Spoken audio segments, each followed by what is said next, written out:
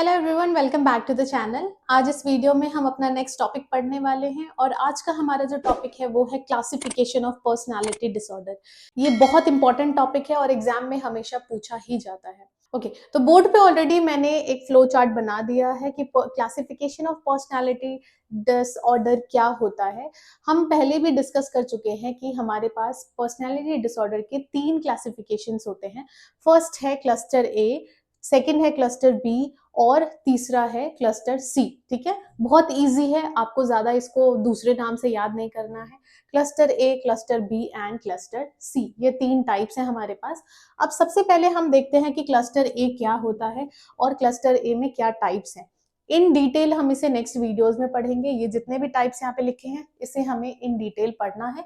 यहाँ पे जस्ट मैं आपको एक ओवरव्यू दे रही हूँ कि क्लासिफिकेशन में क्या क्या है। ओके, सबसे पहला है क्लस्टर ए। ये क्या है? ऑड और इसेंट्रिक। यहाँ पे लिखा हुआ है ऑड और इसेंट्रिक। अब ऑड या फिर इसेंट्रिक का क्या मतलब हुआ? ऑड का मतलब क्या है? जो देखो, आप अगर आप सोसाइटी देखोगे, एक है ना, कोई भी अगर उसमें ऑड है, कोई भी अगर अजीब सा बिहेव कर रहा है तो आपको वो अलग से दिख जाता है। तो इसेंट्रिक का मतलब ही होता है जो अनयूजुअल हो, थोड़ा अजीब तरीके से बिहेव करना, दैट इज ऑड या फिर इसेंट्रिक। ठीक है, थोड़ा वियर्ड या फिर थोड़ा अजीब सा बिहेव करना या अनयूजुअली बिहेव करना। ओके, इसमें क्या क्या टाइप्स हैं?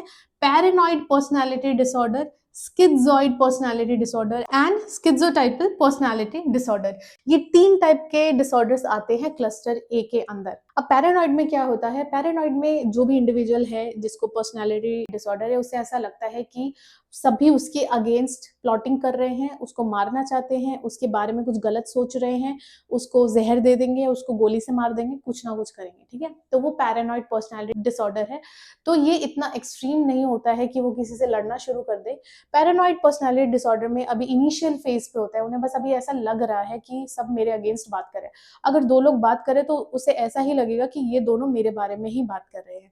अगेन आप सोचोगे ऐसा तो मेरे साथ भी होता है, पर अगर आपके साथ कभी कभी ऐसा होता है दैट मीन्स आप नॉर्मल हो, पर हमेशा ऐसा होता है दैट मीन्स आपको पैरानॉइड पर्सनालिटी डिसऑर्डर हो सकता है। ओके, नेक्स्ट आते हैं हम स्किज़ॉइड पर्सनालिटी डिसऑर्डर। अब ये जो स्किज़ॉइड और स्किज़ोटाइपल पर्सनालिटी डिसऑर्डर है, ये दोनों ही ये इमोशनल एक जो बैलेंस होता है उसको लेकर है।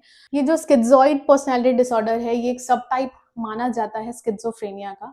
और स्किज़ॉइड में देखा गया है कि ये रिवॉल्व करता है अराउंड सोशल डिटैचमेंट या फिर सोशल डिसइंटरेस्ट। किसी चीज में इंटरेस्ट नहीं आता है, किसी से बात नहीं करने का मन करता, सोशली डिटैच होना शुरू कर देते हैं।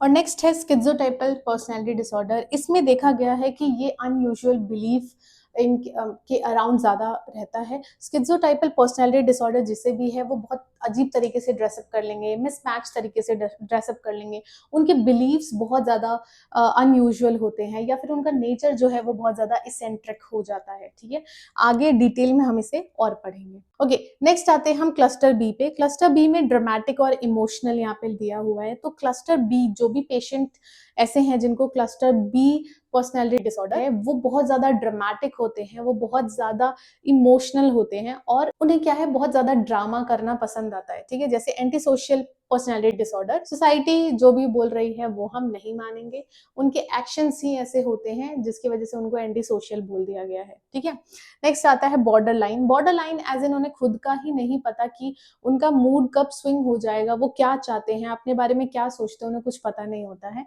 Histrionic as an attention seeking disorder. ठीक है, इसमें क्या है, जो भी हिस्ट्रियोनिक पर्सनालिटी डिसऑर्डर वाले हैं वो किसी भी एक्सटेंट तक जा सकते हैं किसी का भी अटेंशन ग्रैब करने के लिए, मतलब खुद को मारने की कोशिश भी कर सकते हैं।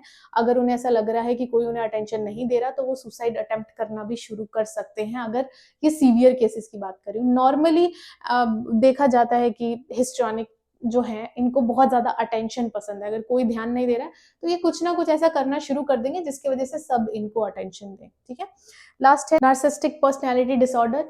नार्सिस्टिक एज एन ये अपने बारे में ही सोचते हैं, सिर्फ और सिर्फ अपने बारे में सोचते हैं, बाकी कोई हर्ट हो रहा है, किसको क्या लग रहा है, किसको क्या बुरा लग रहा है, इन्हें कोई मतलब नहीं है। ये सिर्फ ईगोसेंट्रिक होता है, ये अपने बारे में सोचते हैं। ठीक है, तो ये हो गया क्लस्टर बी के टाइप्स। नेक्स्ट आते हैं हम क्लस्टर सी के टाइप्स पे। तो क्लस्टर सी के टाइप्स में आता है एंग्शियस या फिर फियरफुल। ओके, तो जो भी पेशेंट ऐसे हैं जिनको क्लस्टर सी पर्सनालिटी डिसऑर्डर है वो बहुत ज़्यादा एंग्शियस रहते हैं या फिर डरे हुए रहते हैं। जैसे कि अवॉइडेंट पर्सनैलिटी डिसऑर्डर है, तो अवॉइडेंट एज़ इन ये हर एक चीज़ को अवॉइड करते हैं।